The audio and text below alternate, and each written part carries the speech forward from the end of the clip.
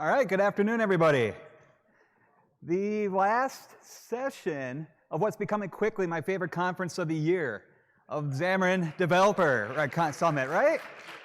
Yeah, because everybody here are mobile developers, my type of people. This is great. So today we are going to be talking about a little bit of mobile development, a little bit of cloud development, a little bit of both. It's going to be partly cloudy, right? We're going to be talking about little tips and trips about making Azure and mobile work together great. So my name is Matt Sokup. I'm a senior cloud advocate at Microsoft, and that's a pretty weird title to have. And so what is cloud advocacy? In short, it means I heart developers. I love going out and talking to everybody. I make podcasts, do the Xamarin podcast. I do videos, a lot of blogs, a lot of articles. But most importantly, I advocate for you all within Microsoft itself. So I want to make sure your voice is heard to the product teams. So if you have any issues with any products, you have any ideas, you just want to have some code reviews, feel free to, my DMs are always open on Twitter. I have office hours, aka ms/office-hours. It'll open up my calendar. You can schedule time with me. We'll sit down for a half hour, anything you want to talk about, from how to get into public speaking, to some debugging, to some issues. I can bring them back to the product team, make sure your voice is heard within Microsoft.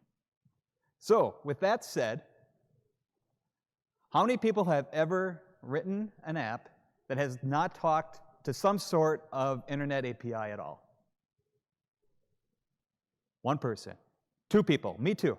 My very first app I wrote was for a zoo in Madison, Wisconsin. And what it did is that when you stood in front of an exhibit, it talked to the GPS, so I guess it was space enabled. It went out to the GPS satellites, and it brought up, say you're standing in front of the bear exhibit, it brought up information about the bears, which probably was the same information on the sign that you're standing right next to, but it was information that was, everything was built right into the app. Images, text, and everything. Not a cloud in the sky right there. But as we started growing, we had to figure out how we were going to move beyond having everything just packaged right into the app. More than just that. And so how do we do it? Well, of course, you find your friend who works at a ISP, ask him if you can take a server and put it right in the rack, and you make that server have IIS on it, SQL Server on it, and you put some images, probably right in SQL Server as blobs, and you serve it all from that. And you have a 100% tuned back end because you know exactly how it works. You know all the nooks and crannies of it. It's going to be working perfect for you, right? It works so perfect that you're programming in binary for it. You know it back and forth. Problem is, you're going to outgrow that back end very quickly. And I mean, you're serving files from SQL Server. That's not going to last very long at all. And eventually, you're going to hate your life. And so you're going to start looking up for the cloud and Azure and all these products that have these weird logos to it. What do they mean? And there's literally hundreds of them. And the problem here is that it's not so much knowing about them or knowing in depth, it's knowing about them. What do things do? And knowing the tips and tricks about them. Like how to use them in a mobile context. And so you can go to the docs, you can go to blogs, you can go to what's Microsoft Learn, and I'll touch on that just for a second. But you don't even know what you don't know in certain instances, and sometimes using one Azure service in the context of web is totally different when you're using it for mobile. So, with that said, and that's what we're going to talk about today, though, is using several Azure services in the context of mobile, just some tips and tricks about it.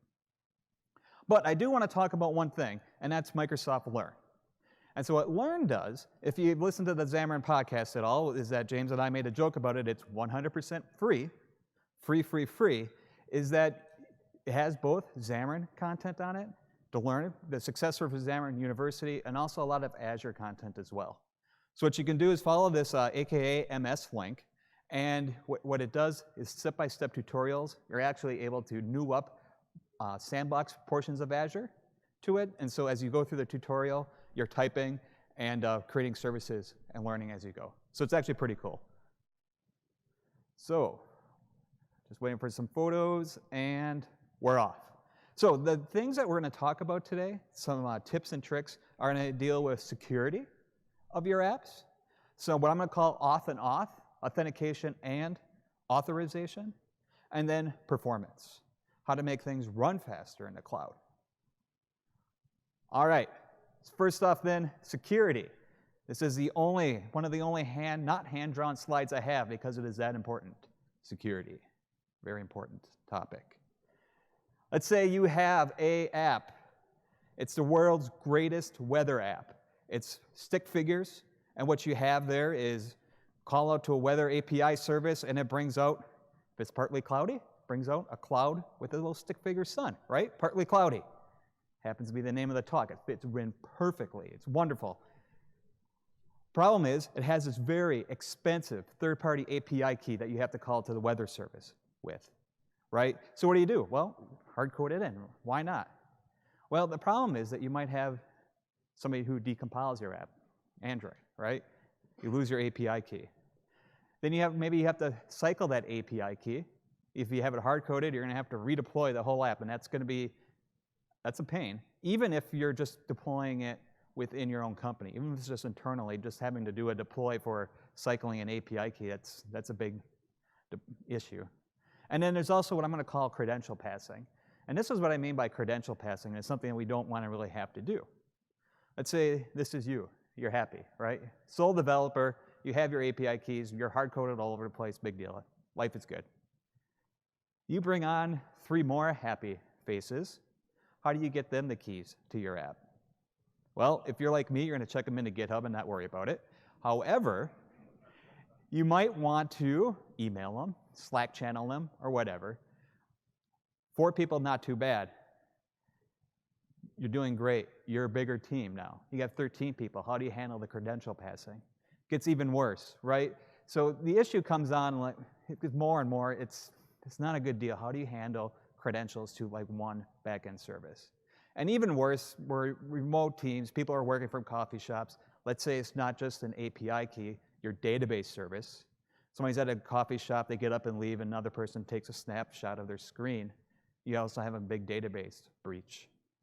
And in case you're wondering who did that database breach, Steve. You can never trust Steve going out to coffee shops. Anyways, Azure Key Vault. So Azure Key Vault is one of those things that you don't want to use it locally. We just want to use it up in Azure. So let's take a peek at what we're going to do and how we can actually use it up in Azure. All right. So before we get into it, I want to show you the app that we're going to be demoing with for the rest of today.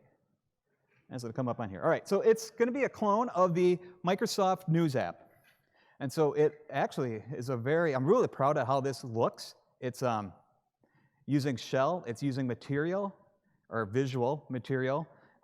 It's coming through. We actually have collection view here as well. And I can go in and or collection view is actually on this one, I'm sorry. You can actually go in then and sign in. It'll go out call to Azure B2C. And I will log in. And please, if you ever have any questions, email me here. And if you ever want to get into my banking account, it's ABCD1234 exclamation point. ABCD1234 exclamation point. Log in, and then back to the star. And one thing you can see is that for my products, I'm interested in these certain things, products, science and tech, and so on. So this is a news app where I can just go through and say, all right, I'm interested in products, I'm interested in science and tech. So I'm just going through and saying, hey, I'm interested in it, let's save it. It's going to go through it's going to follow me around on my different devices, so to speak. Logging in with B2C, setting a stage for certain things that we're going to use. And this, as I mentioned, the news is actually coming down with Microsoft Cognitive Services News Search. It has an API key. All right, so that's what we're playing with today. Here's what the news search looks like right now. It's just calling out, using the NuGet package for news search, and I have a Bing API key right here, right there. I just leaked it. Everybody here knows it. It's on the live stream. Everybody, like I'm sure there's 10,000 people watching right now. The entire world knows my API key. So I want to get rid of it. I want to cycle it around. And so the first thing I want to do is I don't want to have this all locally, right? So I'm calling out to Azure anyway to get it. So a better way to do this would be to call through functions. And so calling out to Azure functions does a couple things for me. One, it lets me essentially hide that API key up in Azure. And so before I start talking about it, so my Azure functions really here is, you can see in my, here I just have things like get top news, get news by category, and so on. In my Azure functions, I just recreated that. Get top news, get news by category. It's the same thing, I just moved them up in the functions. One function for each thing I'm doing. So then in my resources here, up in Azure, make that smaller. And how are we doing on, can people see in back? Good. Silence means everything's perfect. So I will go here, and then up here in Azure, I have my functions deployed. And one of the things you'll note here is when I go and get my functions, when I new it up, get top news, I'm pulling in this news search key. This news search key is coming from my configuration. I'll make this a little bit bigger as I scroll down. News search key right here. All right, so things are a little bit more secure right now, and that's a little bit better. Or I'm just having my API keys up here in Azure, right? It's okay. I mean, it should be secure. It's only limited to people who can actually get up there with my account. It's a little bit better. It's not the greatest, though. And so what I want to do is putting this into Azure Key Vault. And so what is Azure Key Vault then? It pretty much does exactly what it sounds like. It's like highly encrypted things where you put your secrets. You can put secrets, certificates, keys, and so on into it. And what you can do with this is restrict access to whatever you want to have access to within it. So a secret is actually what your API keys would be. It's like a string. And so what I want to do is go back to my constants, copy that out, and I'm going to put a new one in here. So I'm going to call this Bing-news, copy the value into it, and then create it. All right, so I was going to create the Bing News thing. I'm going to be able to go in here, and it comes with a URL, a secret identifier, that I can go and copy in for it. And I could also version this around too. So if I ever leak my key, which I did several times, I can create a new version for it as well here. Great. So what I'm going to do then is go back into my function.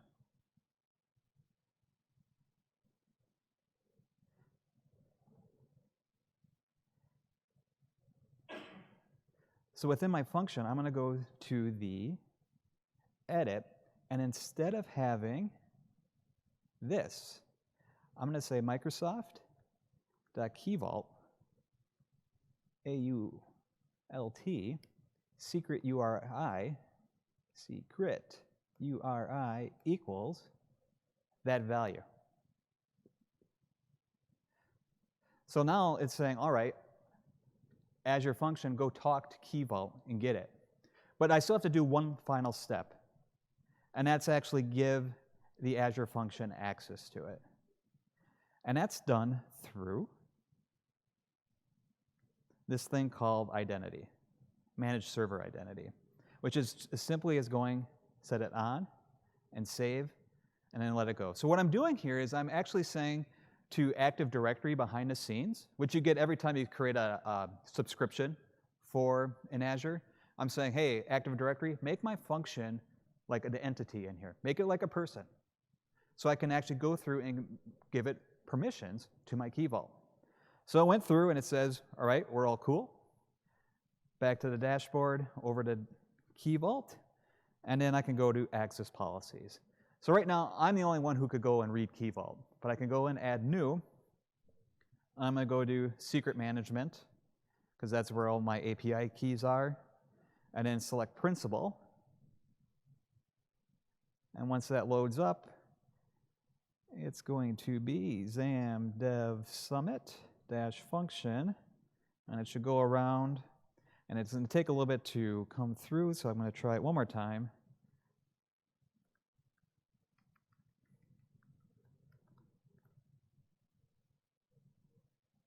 We'll refresh and come back in.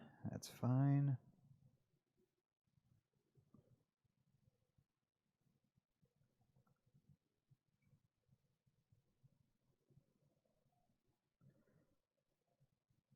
Of course, it takes just a little bit, so I'm going to back out, go back in, and if it doesn't work this time, we'll pretend it just did.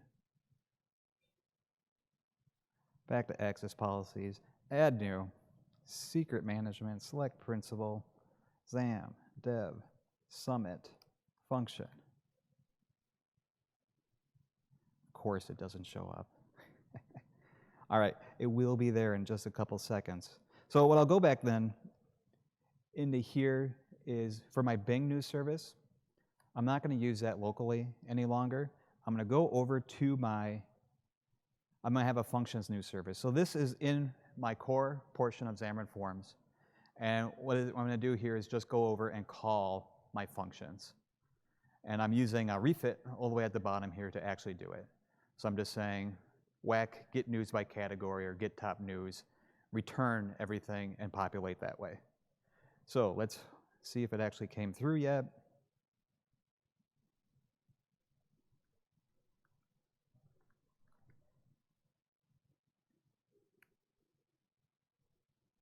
There it is, XAM Dev Summit.scus. Select secret permissions. 1, 2, 3, 4, 5.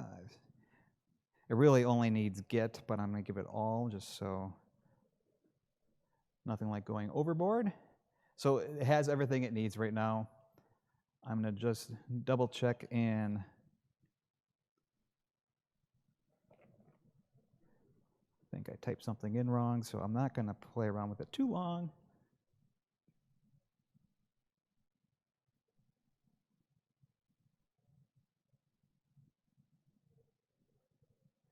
So what I did here is I must have mistyped my at Microsoft. So I'm going to grab it from a different one.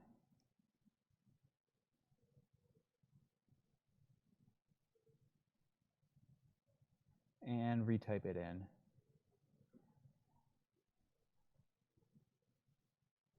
So I have it.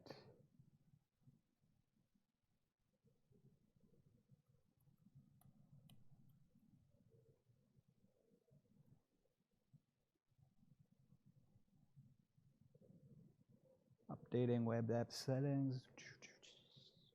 And once this saves, good. And then when I go back to Postman, it should be good here, loading. Good, we have our stuff back so I can reload my app. And now it's using functions instead of local, and I have my key vaulted API key. So now I could cycle it if I needed to. So it's just way more secure. So I'm not holding any API keys on device any longer. And this will be really good as far as when it comes to connection strings as well when we get to that. You don't want to have any database connection strings locally if you can avoid it. All right. Do you see that one? Apple's killing the notch. Look at that. Who would have guessed? Anyways, here we go.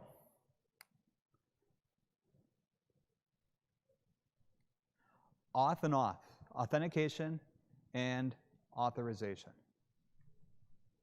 All right, so authentication and authorization really are two different things that go hand in hand, right? There is the authentication part of it, who is, I am who I am, and here's my backing ID credentials who says who I am. And then there's the authorization part, who's the guy who says, no, either you can or you can't come in, right?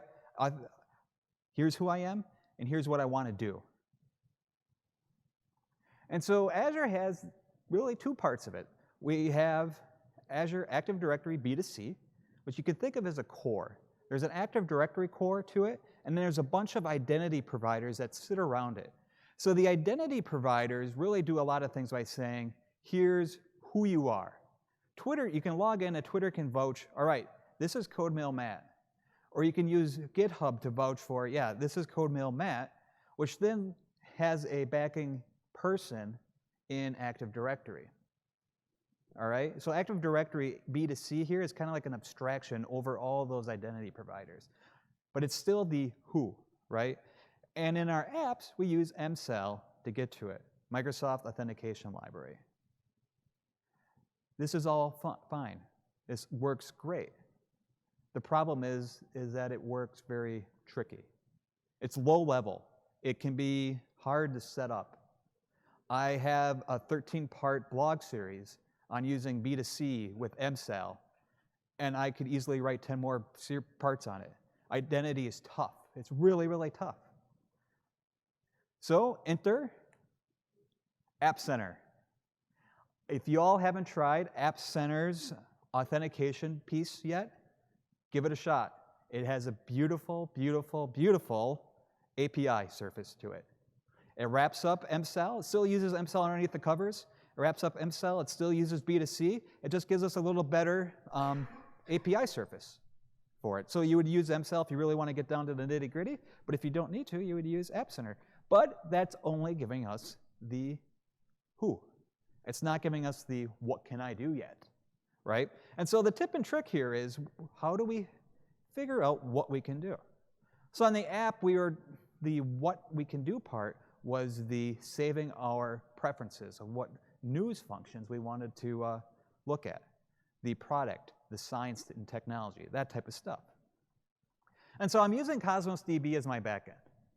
And so you can think of how Cosmos stores its stuff. It stores it as a NoSQL database, right? So we have most of our data is pushed away in this big JSON blob.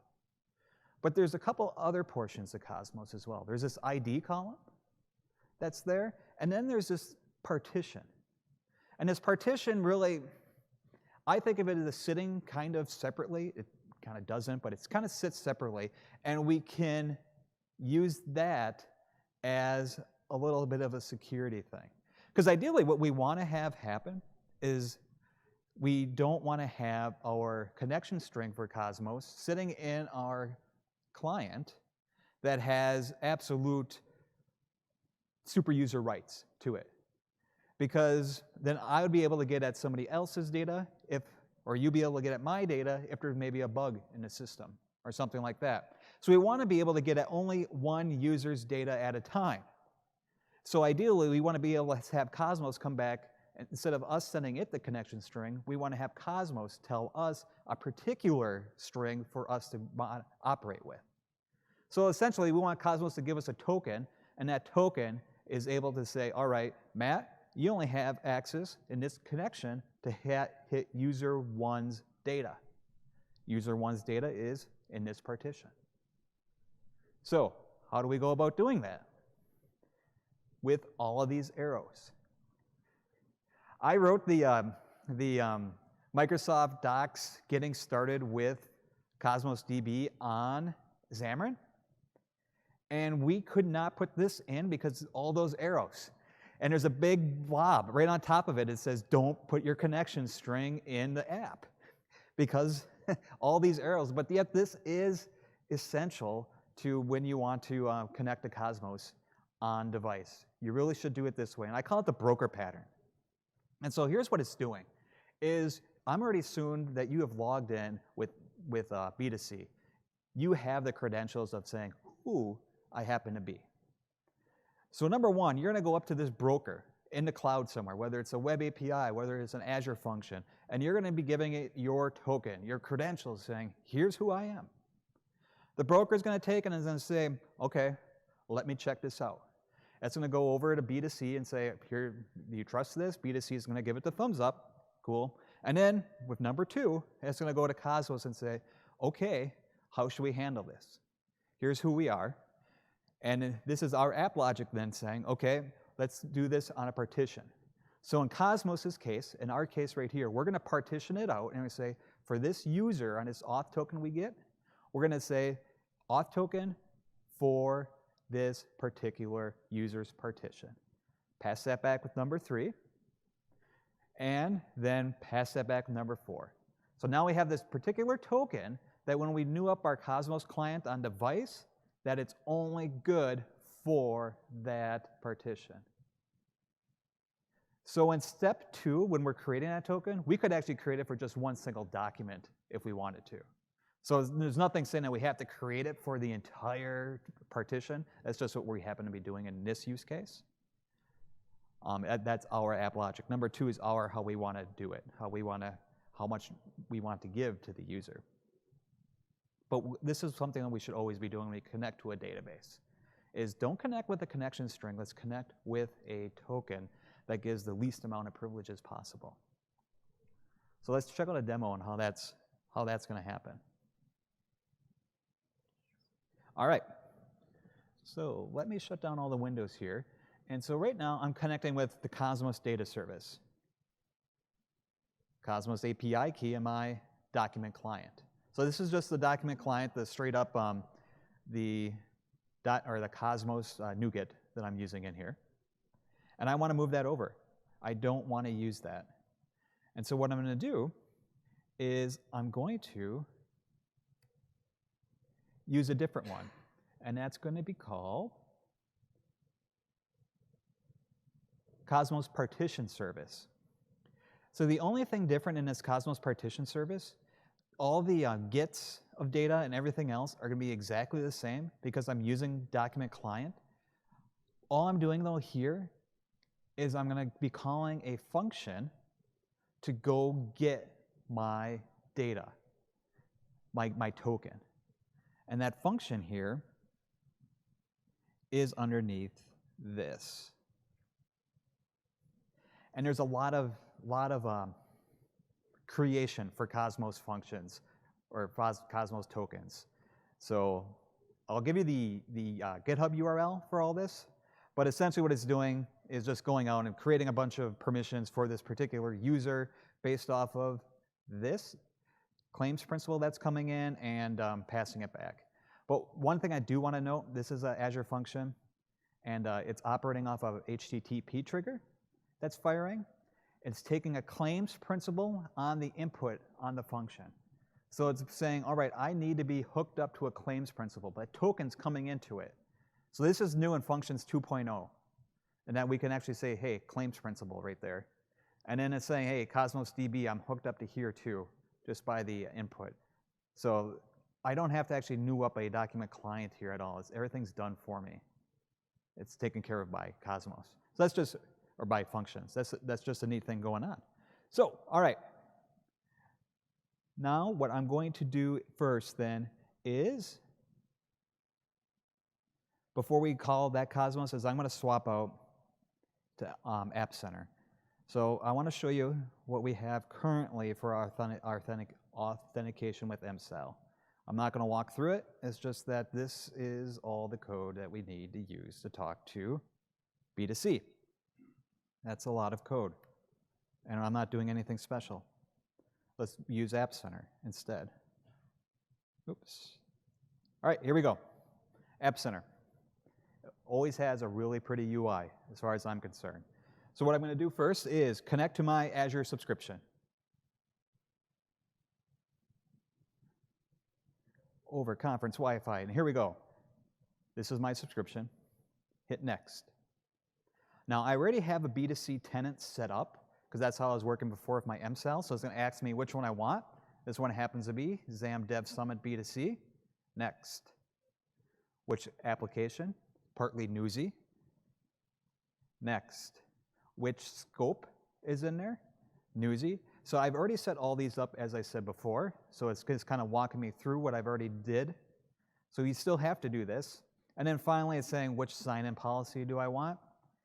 And sign-in policies are your user flows, which is this B2C1 sign-up. And that's the only thing that it doesn't bring in for me. I hit connect. I grant access to it. That's it. I have now connected App Center to B2C. There's one other thing I need to do before I can make it actually talk to it, and that's change my info plist. So on the reason I have to change my info plist is because whenever it calls out and logging in, MSL, it brings up a web view, right? And that web view then, enter your username, password, and it calls back to the web app. And so I'm putting in the URL that it's going to call back to, essentially. And so App Center uses a different URL than MCell did. So that's this what I'm just setting up. So one question that I get asked a lot is, do I need to show that web view all the time, that thing that shows up?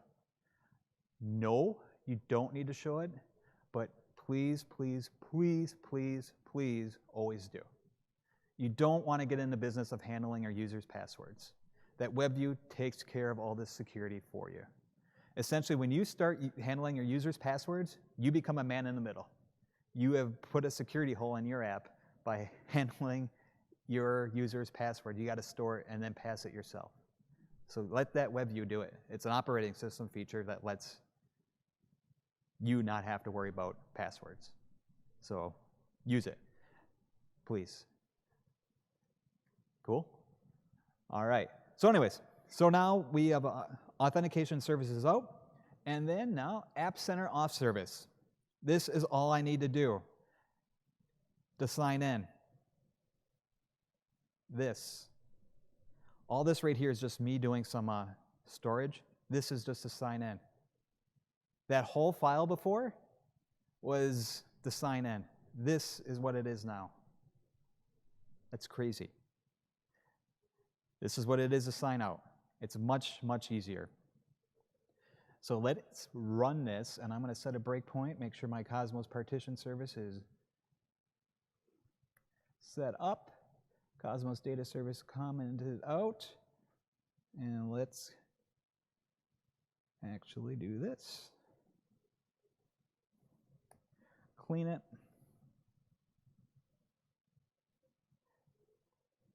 Delete it. And the reason I'm doing this is just to be sure the everything is clean from the last time I logged in, because I don't want to have any tokens laying around.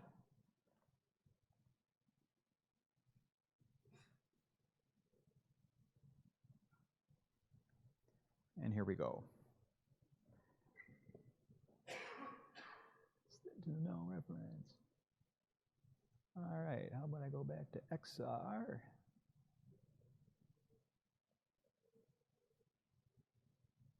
Oh, I know what I did. App Center.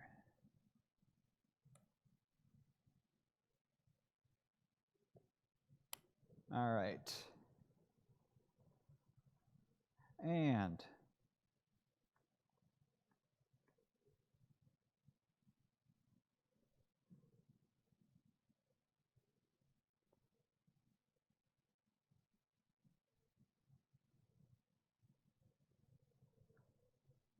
all right, so here I go. I'm going to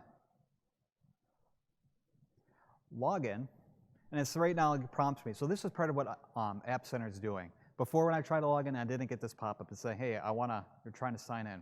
All right, cool. Brings me in. And because it's the same one as before, I can use my username and banking password again, ABCD1234, exclamation point. And then I should go over here, and then this will come out, should hit Cosmos in a second. I can see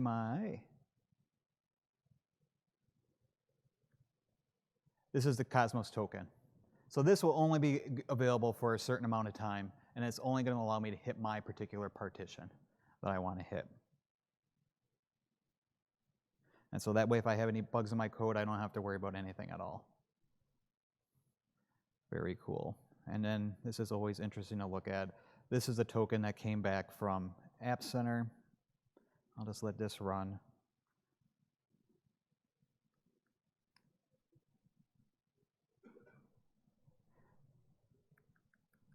And so this is the App Center token. It just tells me who I am, essentially. So me. And I ran on this thing, the newsy. So cool. And my app is up and running. All right. So the moral of the story here is only connect to databases with tokens. And App Center here has a beautiful API. And if you could get away with it, if you don't need to use the low-level stuff that MCell gives you, try using that. Try using the App Center API. It's sign in and log out. Sign out. All right, performance then. Let's make our stuff faster. And the whole key with performance when you're dealing with the cloud is to bring your data closer to the users. So you can have your data center here. Everything that I've been showing you here so far has been set up in the South Central US data center, which I believe is in the Dallas area. But if somebody is over in Europe, it's going to be a little bit slower for them. So we want to make it faster. How do we do that? Well, if we have blobs, there's a super easy way to do that, and it's just wrap it in a CDN. I'll show you how to do that real quickly. So what a CDN is going to do, I'm sure we're all familiar with that from the web days, it's a content delivery network. It's great for static resources, and if we're using blob storage on Azure, it sets up super, super quick. So wrap it in a CDN and serve everything from a CDN. Everything is going to serve from the Azure Edge at that point. Secondly, to talk about Cosmos. Cosmos lets us do reading and writing from many different locations across the globe, and it's really a matter of just clicking on a web page to set up more read and write regions. And so the way this is cool and the way it works is that Cosmos itself has a traffic manager. You're going to get when you set up a Cosmos instance, you get a URL. That URL sits in front of a traffic manager. So it's going to be like, say, Matt's cool Cosmos instance documents.azure.net, something like that. I'm issuing a request against it. It first hits a traffic manager, sees that I'm sitting in Europe somewhere, and it's going to route me to my closest Cosmos read region that I had set up. Cool. Everything's working as I would expect if I'm just accessing Cosmos from my app. However, I had that permissions function, which was accessing Cosmos for me, and if that's set up in South Central US, that's going to take a little bit longer then. If I'm sitting over in Europe, I have to go route to that, and then routes back to me. So the question is, how can I make my functions work faster as well? And there's something called Azure Front Door. So Azure Front Door really is a global entry point for all of our web APIs that we write, whether these are hosted on Azure or not. So what we do is we define routing, and these are going to be URL matched.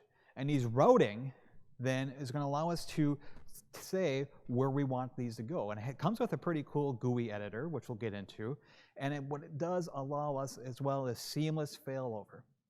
So I can have one, let's say, Azure function spun up in South Central US, another one somewhere over in Asia. If the one in here, South Central US, goes down, the one in Asia will take on all the traffic for me. I don't have to do anything. It'll just seamlessly do it. And it's all SSL terminated as well. So SSL termination meaning that my SSL is taken care of by the Azure Front Door server, and my web app or function server is not getting overloaded and having to do SSL decryption and everything else. Front Door is going to take care of it for me as well. And this all sits on the Azure Edge too, meaning that a web request is not going to have to route through the whole Azure system to find the one that's sitting, let's say, in Asia. It's going to get this URL that sits over on the Azure Edge, which is going to be optimized for quick response. All right, CDNs and front doors. All right, the CDN then.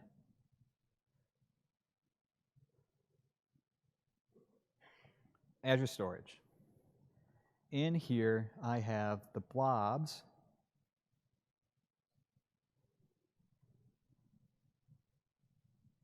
that we show underneath the for the categories in the grid view. So what I want to do here is wrap that in a CDN to make it work a little bit faster. So all I have to do is type in Azure CDN. It's right in there for you and create a new one. So I'm going to just do Xamarin Dev Summit -CDN. That name is not taken. Looks good to me. And then the pricing tier. So it's offered on several different pricing tiers from standard Microsoft or Verizon to Akamai. Standard Microsoft usually works just fine. Then the endpoint name, that one's also good. So it's going to be xdscdn.azureedge.net. Create it. And it's going to go through, it's going to create it and push it out to all the CDN points around. So what I want to do here then is go into, stop this, my models class and make sure that's updated.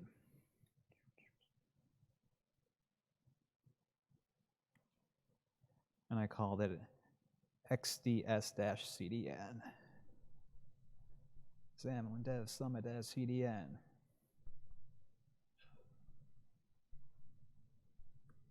All right. Cool. Our images will be served from a CDN next time we run the app. Next thing up is front door. All right. I'll just open up a new portal.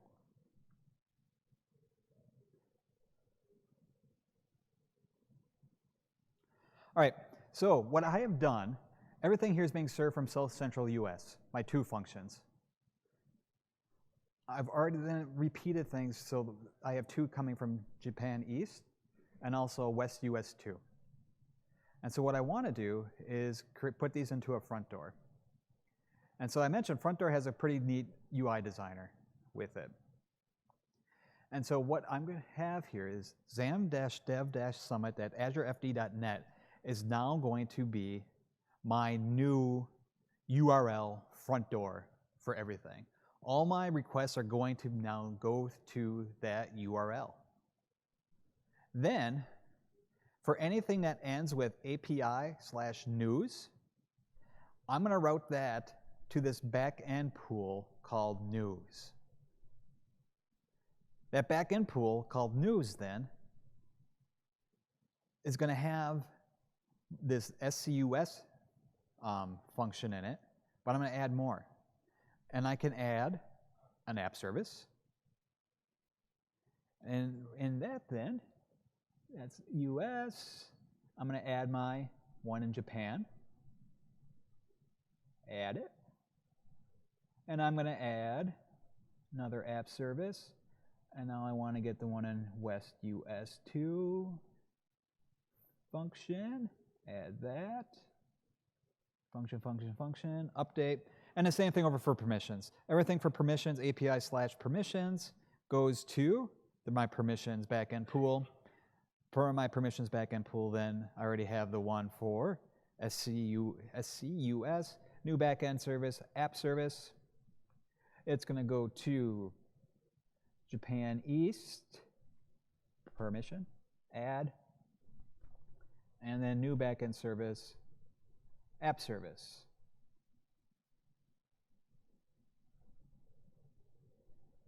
Permissions West US. And so what this is doing here, I can also do other things. I can give it a priority and a weight to tell me, I want this West US one always favored. Something like that. Add that as well. And then it's always going to be shooting off health probes as well. So if one goes down, it's going to automatically exclude one of these backends for me. Update it. Save it. And then now this is going to push everything out to the Azure Edge for me as well. So as that is going through, I'm going to go over to my constants. Comment all those out. Now these are my functions that I'm using.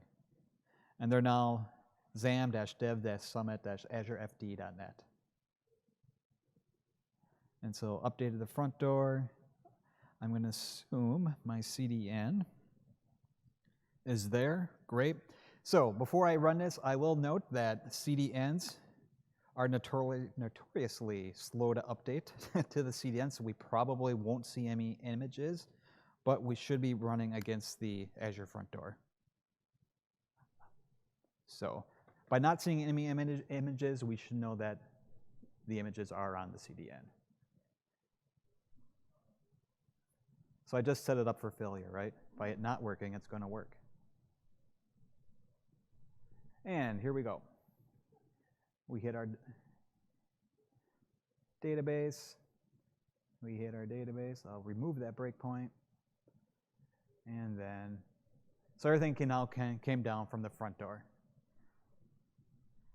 And actually, I'm going to try something for the first time. I'm going to change my VPN over to Tokyo.